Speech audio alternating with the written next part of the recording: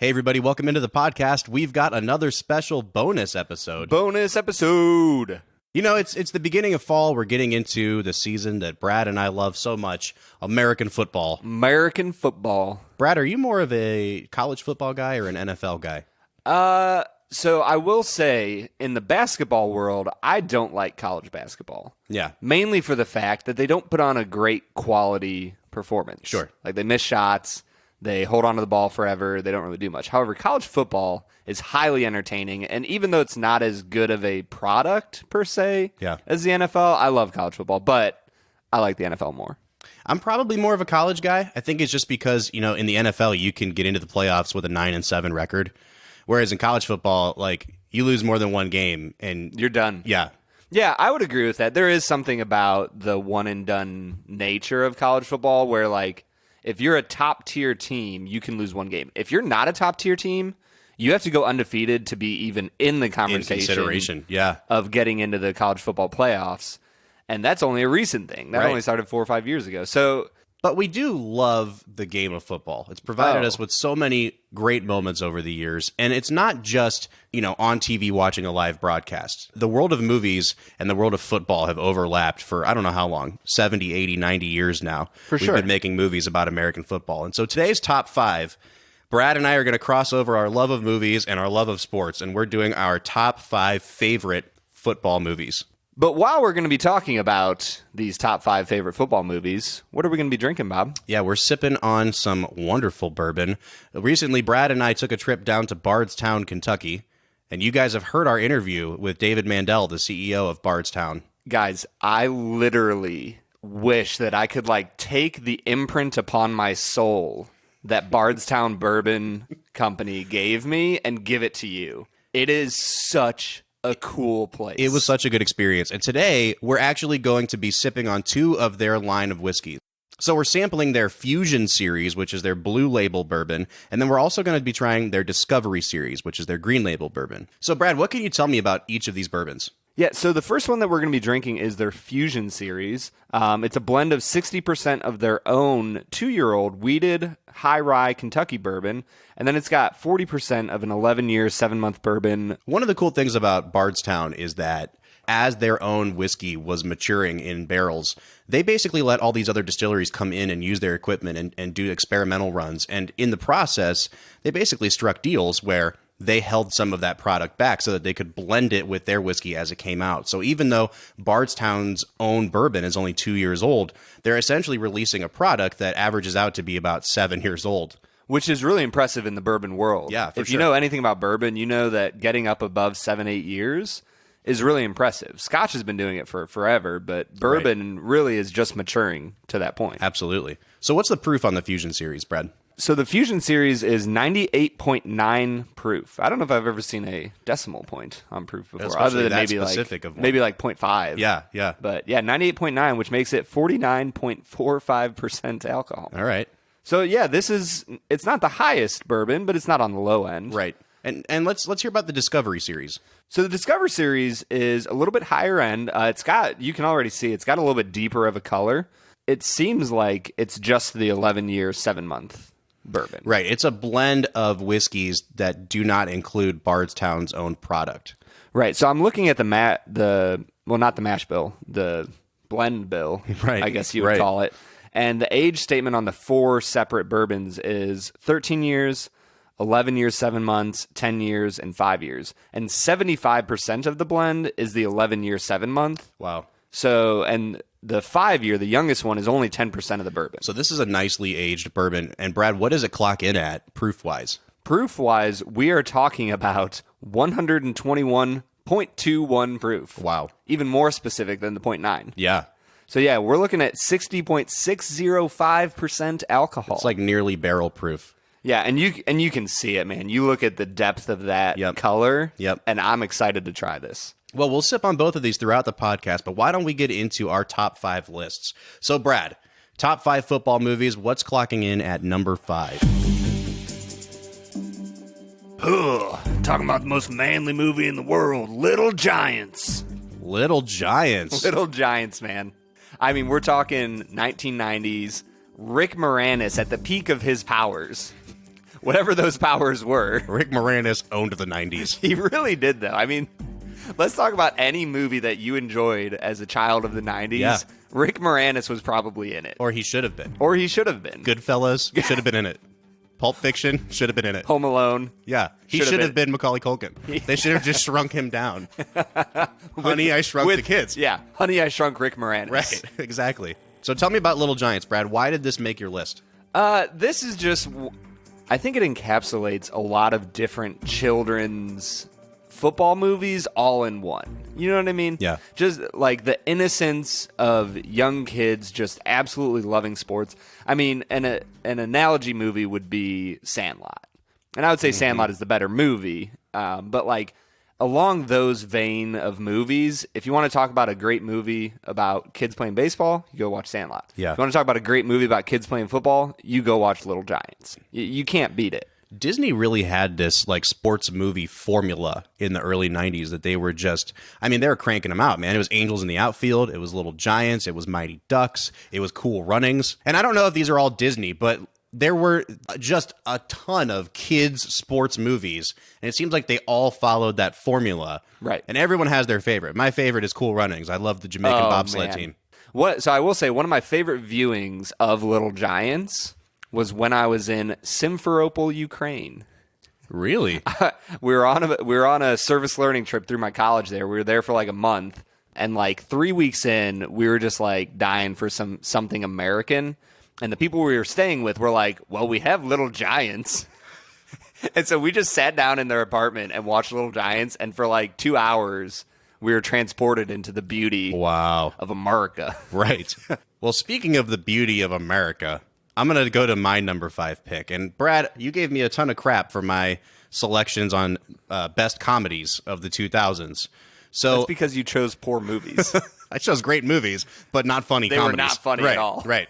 I totally misread the topic. So for my number 5 football movie, I went back to the well of really dumb, really funny comedies. Oh, yeah. And I chose the 1998 Adam Sandler classic, The Waterboy. I absolutely love that movie, and I'm just going to say right now, it's my number 4.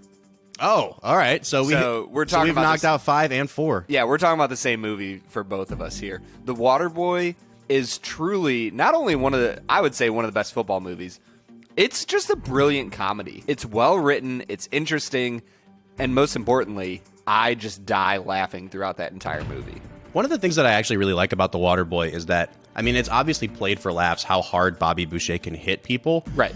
But it's one of the only football movies, and if you really like think about it on a serious level, it's one of the only football movies that actually deals with how hard human beings are getting hit on the football field. Yeah. And I think back to this movie a lot, and I think back to, there's a really raunchy comedy from the early 2000s called Not Another Teen Movie. Yeah.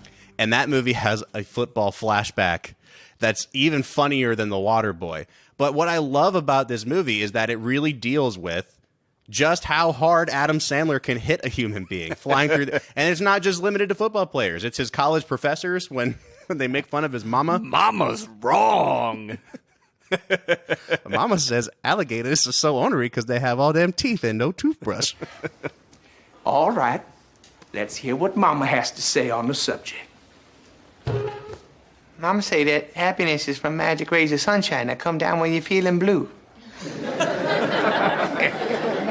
Well, folks, Mama's wrong again. No, Colonel Sanders, you're wrong. Mama's right. Mama's right. Mama's right. Something wrong with his medulla oblongata.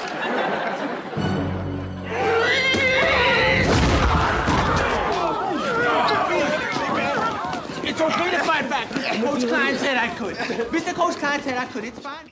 This movie is just a wealth of funny lines. It's a funny football movie. Watching Henry Winkler as a football coach, it's hilarious. And it's appropriate for our podcast too, because at the end of the movie they play in the Bourbon Bowl. Yeah, they do. I didn't even think about that. You know? Good old Bourbon Bowl. That's right. Brad, what do you love about this movie? You know, Waterboy just hits on so many different levels.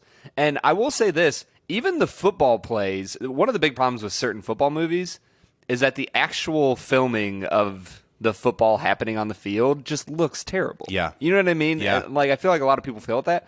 And for being a comedy about football, the actual football scenes are actually decently well done, where they follow Bobby through and he just wails on people. So much of an effective football scene, I'm learning watching all these football movies, is the sound design. Oh, and if you can get that crunch of helmets hitting and helmets hitting pads and pads hitting each other and bodies crunching up, you get the idea of what a hit really feels like. And this movie, you know, for as much as you want to dismiss it as just a funny, silly Adam Sandler movie, it does the football part better than almost any movie I've seen. Extremely well.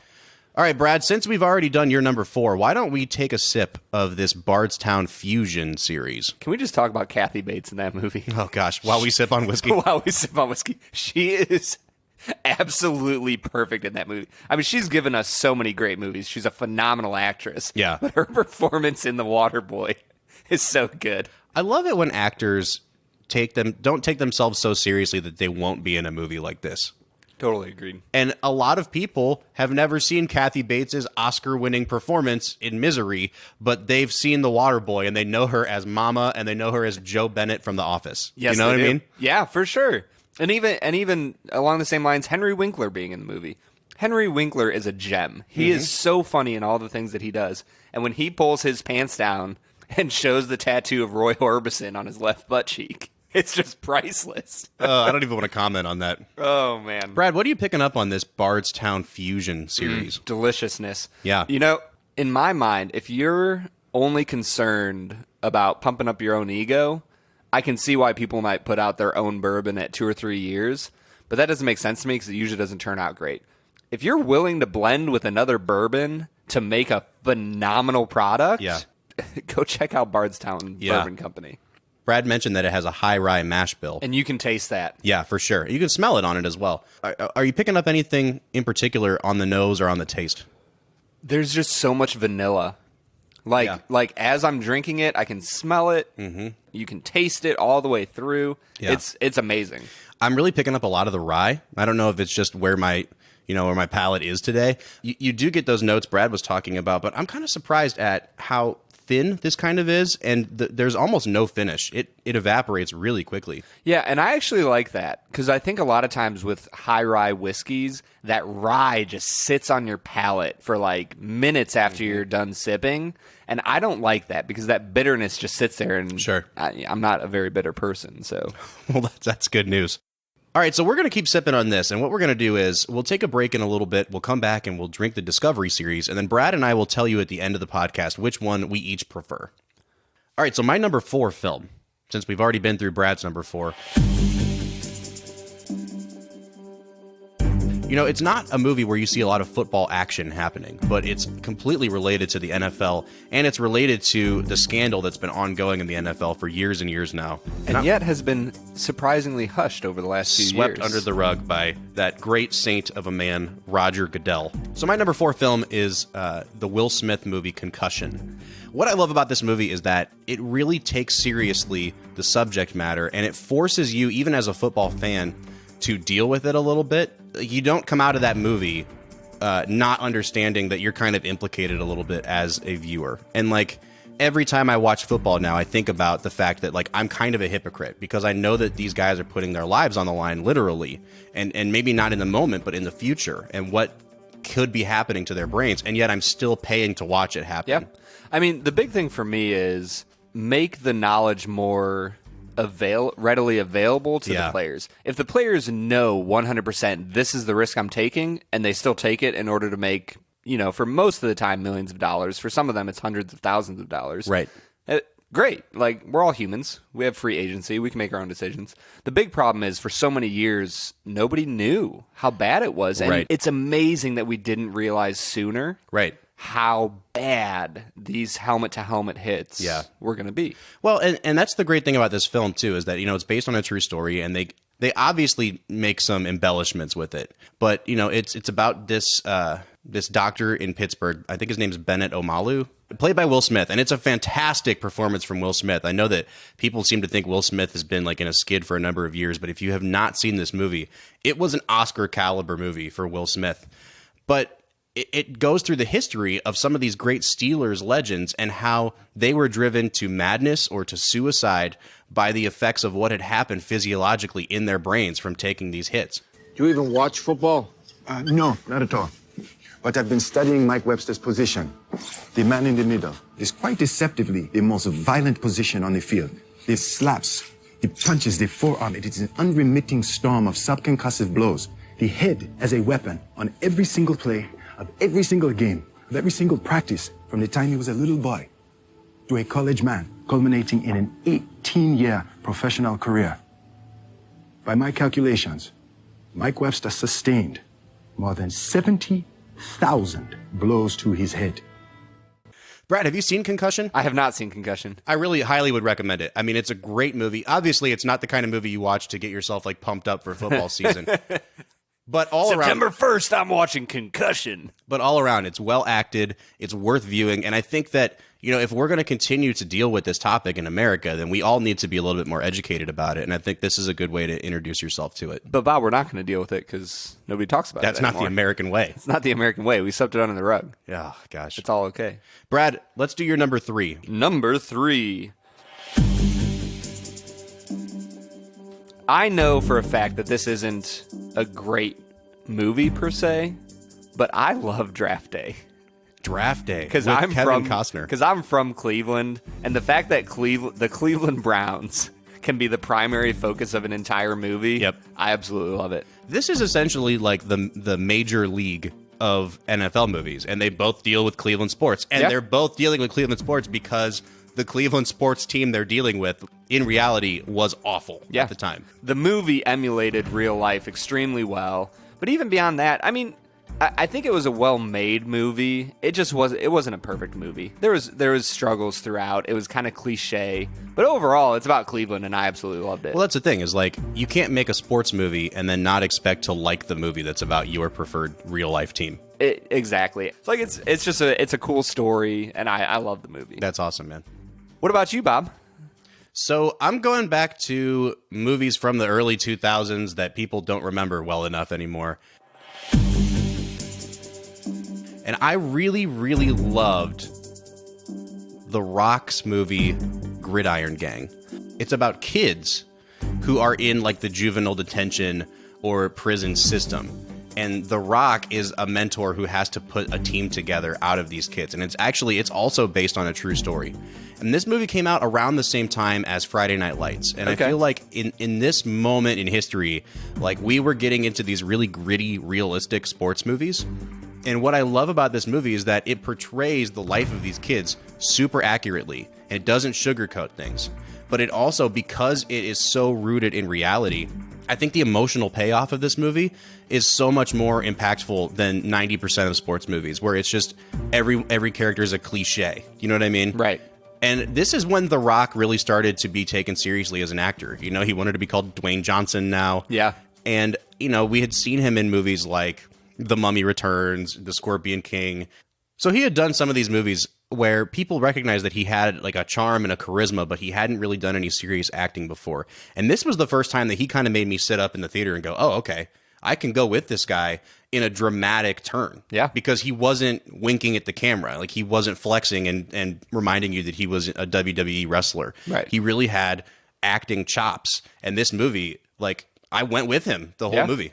He hadn't taken you to the Fast and Furious yet. No, he hadn't. Really displayed his acting chops. He hadn't jumped off of a 70-story skyscraper while it was on fire yet. Brad, have you seen Gridiron Gang? I have not seen Gridiron Man, Gang. you got to catch up on some of these football movies. I know. That one, if you want a good, inspiring football movie, I would point you to that one. I love being inspired. You inspire me, Bob. Thanks, man. Yeah. You know what else inspires me? What's that? Bardstown Bourbon Company. Dude, they really do, though. How was that segue? Did you like that segue? That was a great segue. Thank you. Guys, they're so cool. Go check out Bardstown Bourbon Company. Let's drink this Discovery Series, the green label. Now, this is the 121 proof, and I think you can smell it right off the bat. It has notes of roasted nuts. Does it now? This is according to their press materials. According to their press materials. So get ready to have some roasted nuts, Bob. All right, let's take a sip. Man, that's good. Wow. Ooh, that's got a lot of smoke behind it. Yeah, that's really interesting. It's not smoky in the Scotch sense, but there's still a lot of power behind that bourbon. Char. It tastes like char.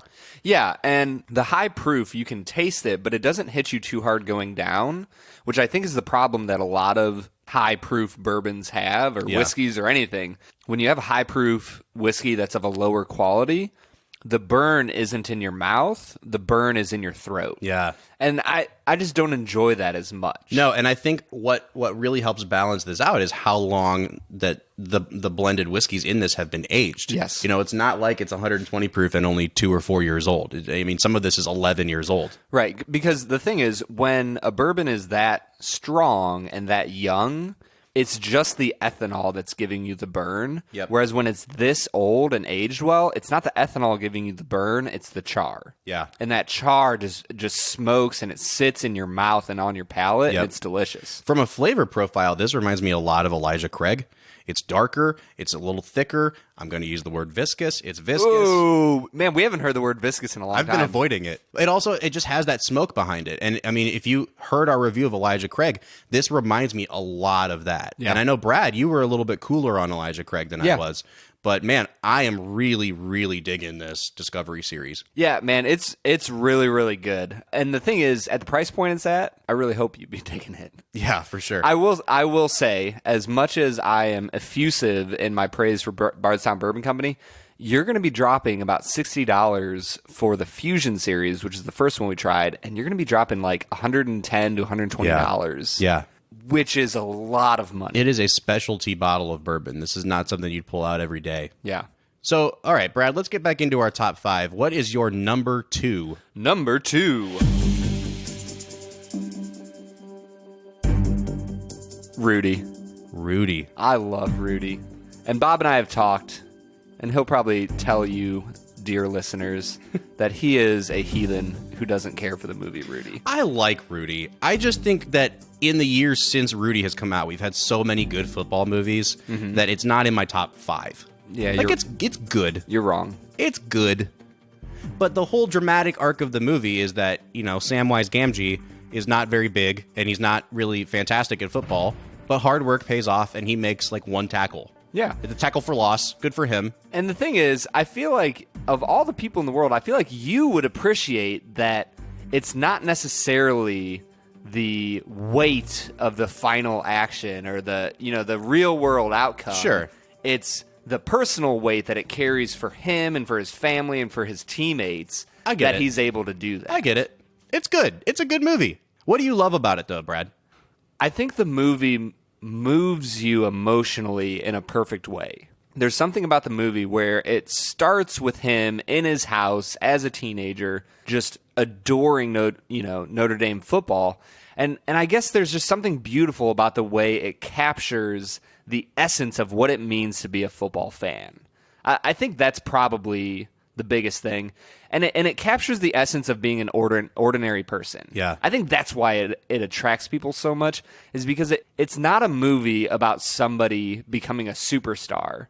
It's a movie about a normal human being working his butt off and making the Notre Dame football team on the practice squad. Yep. And in his senior year, making one tackle. And let's be really honest, when you were 18 or 19 years old, if you had worked as hard as Rudy did, you probably could have made it on Ohio State's practice team. Sure. And you probably could have made it into one game your senior year and made one tackle. And that would have literally been one of the most important moments of your life, to realize that hard work does pay off. And it might not pay off in a college scholarship that pays for your entire thing and an NFL first or second round draft pick, and you're not going to make millions. But for the average human being, I think Rudy relates because they think, man, like if I worked hard enough, I could do that. Yeah.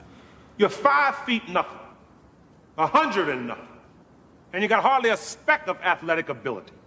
And you hung in with the best college football team in the land for 2 years. And you're also gonna walk out of here with a degree from the University of Notre Dame. In this lifetime, you don't have to prove nothing to nobody except yourself. And after what you've gone through, if you haven't done that by now, it ain't gonna never happen. Now go on back. And I'll agree with you that what I love about Rudy is that it proves that you can make a compelling story out of something that on paper isn't that compelling. But then you say on paper it's not that compelling, so I'm not that interested in it. That's not what I'm saying. What I'm saying though is, this, like you said, this isn't a guy that set the world on fire with his football talent. And I think this movie really set the tone for every week when you watch College Game Day on ESPN and Tom Rinaldi gets up and does his tear-jerking story, you find humanity and you find emotion in these smaller moments. And I do love that Rudy isn't trying to tell the greatest football story ever told. It's telling the story of a regular person who made this one heroic act in the game and can be remembered forever because of that. Yeah, and I think that for a lot of people, the reason they love college football, and I've heard many people say this, is because the players are playing for the love of the game, not for the money. Yeah. I can't disagree with that because Yeah. let's be really honest, only about 8 to 12% of NCAA players are going to make it into the NFL. So that means that you have 90% of those players who, yes, they're probably playing for something of a scholarship or a full ride. So there's some monetary value to it. But let's be really honest. They're playing because they love the sport of football. Yeah. And you get that in Rudy. Yeah, for sure. My number 2 is pretty similar in that it is based on a true story. It deals with, a smaller scale. It really captures what it's like to play high school football in the state of Texas. Now, we're from Ohio, which is a huge football state. I'm pretty sure playing high school football in the state of Texas might be one of the most stressful and demanding things in the world. Absolutely. Like I said, we're from Ohio, huge football state. Ohio, Pennsylvania, Florida, California, all football factories. Yes. But nobody touches Texas high school football. And my number 2 movie is Friday Night Lights. Brad, have you seen Friday Night Lights? The TV show. You have not seen the movie? Oh my I've never gosh, seen man. the movie. Dude, you have so many movies to watch. We are fleshing out your watch list. I was looking through best football movies of all time, Yeah. and I was like, it didn't seem like there was tons and tons of them that I would consider great movies. Right. But I hadn't seen a decent amount of them. Yeah. There's Invincible on that list, on some of the lists I've seen, and I'm like, if Invincible is making top football movies of all time lists, we need to make more great football movies. Yeah, for sure. And Friday Night Lights, I really do think fits the bill, and it did what my number 3, Gridiron Gang, did a couple years before Gridiron Gang did. Okay, it. what year did Friday Night Lights come out? I think 2003. Okay, I'm not entirely sure. But Billy Bob Thornton is fantastic as the coach. He's such a good actor, and I feel like in the years since he won his Oscar, I feel like his career has really been up and down. But he really embodies this coach who has the weight of the world on his shoulders with Texas high school football, but also knowing that because these kids are 16, 17, 18 years old, he's not just a coach. He really is a father figure to them. And you get to see the lives of these kids' home lives and how he has to help them overcome their challenges at home, their challenges at school, and their challenges on the football field. And, I mean, spoiler alert, but if you haven't seen this movie, Brad, I'm sorry, but it's been 16 years. So at the end of the film, they actually lose the state title. Yeah. They lose their big game at the end of the movie. Yeah. And what I love about that is that, like Rudy, it shows that you can make a compelling, impactful, lasting sports movie where the cliche thing doesn't always happen. Right. All right, that brings us to our number 1 film. Now, full disclosure, Brad and I actually shared our lists with each other before we hit record. We actually talk to each other because we are friends. Yeah, believe it or not, when we shut the microphones off, we are still friends. So we have the same number 1 movie.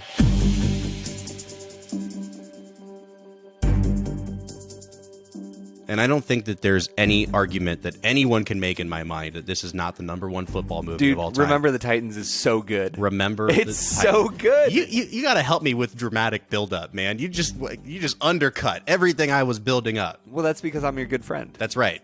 Our number 1 movie is Remember the Titans. Remember the Titans. The thing I love about Remember the Titans is that Denzel is coming off a career high, and then he decides to do this Disney movie about football. And there's no guarantee that it's going to be any good because, the track record of Disney with sports movies, like we talked about, it's these cheesy 90s formulaic movies, or it's Mark Wahlberg in Invincible. I think that came out way after. It did, but what I'm saying is Disney sports movies do not have a great track record for being great movies. Right, they're usually really cheesy. And honestly, if Denzel wasn't in this movie, it's not like this movie has the greatest script. Like, there are some cliche things. Yes. Obviously, the characters are like, no one actually grows the way that these people do, where they have these like big dramatic speeches and they're like, yeah, man, I understand you now. That doesn't happen in real life. But Denzel takes this material and is such a good actor that he just catapults this movie into the stratosphere. For sure.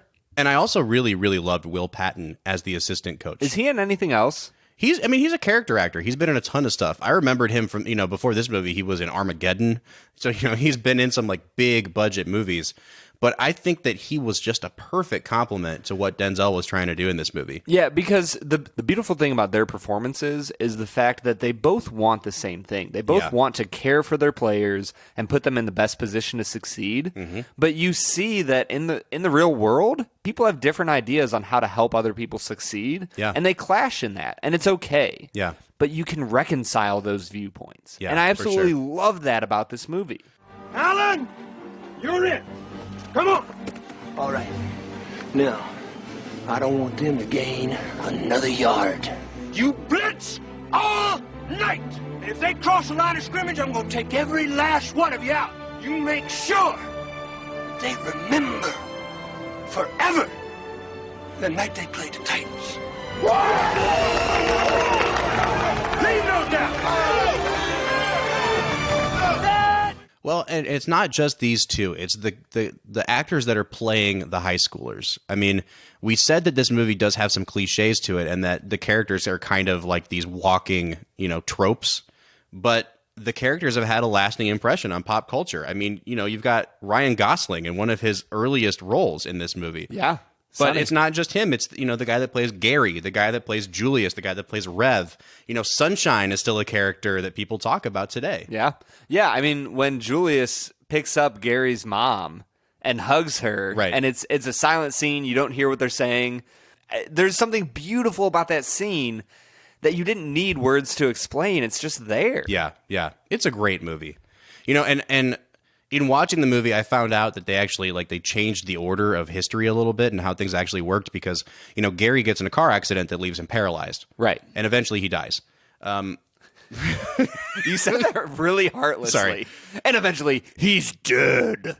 Gary gets in a car accident that leaves him paralyzed. And in the movie, that comes right before the big game, like the state championship. And in reality, it actually happened right after they had actually won the state championship. Really? And I've always wondered why they changed that. And I know that it's for dramatic purposes to have him watching the TV in the hospital bed. And throwing trays at the nurses. But the end of the movie would still be the same. And I've always wondered, why mess with history in that way? Because it would have had the same effect if, you had this euphoric high of them winning and then followed by the reality of Gary's car accident, because the whole point of the story is that they've grown from being immature boys to really mature men. And I think that if they hadn't messed with it, it would have still had the same effect. Yeah, I think it might have changed the way how you felt about it, but yeah, you would have had the same effect of the reality of life is that brokenness exists. There's bigger things than football. And I think that's probably a good point to bring us to a close on this episode of we love football. Absolutely adore it. But in the end, there's more important things than football. There's family. There's friends. There's bringing meaning into the world. And I think football can do that. Yeah. And Remember the Titans is the perfect movie to illustrate that. Absolutely. So, Brad, as we wrap up today, first of all, thank you for your top 5. It's a great list. But secondly, you got to watch some movies, man. You got to catch up on my top 5. The thing is, Bob, I just don't think you have great taste in movies. Well, that's just not true. I'm just going to put that out there. That's just not true. But thank you again to Bardstown Bourbon Company. Now, they were gracious enough to send us these samples to drink. So we have the sample of Fusion and the sample of Discovery. Brad, if you had to pick one of the two, which one do you prefer? The Discovery. I do too. I think the Discovery... There's a reason it's at a higher price point. Yeah, and it's double the price of Fusion. Oh, for sure. It's so much more complex. It's the flavor profile, it really lines up with what I like. Like I said, if you're a fan of Elijah Craig, this is like getting an Elijah Craig barrel proof, but on a more smaller scale. It has a more craft feel to it. It's so good. Yeah, it's great. We want to thank you so much for listening to this bonus episode today. Enjoy football season. We're going to be rooting for our Ohio State Buckeyes and our Cleveland Browns. But wherever you are and whoever you root for, enjoy football season. Go watch some football movies, hopefully more than Brad. For the Film and Whiskey Podcast, I'm Bob Book. I'm Brad G. We'll see you next time.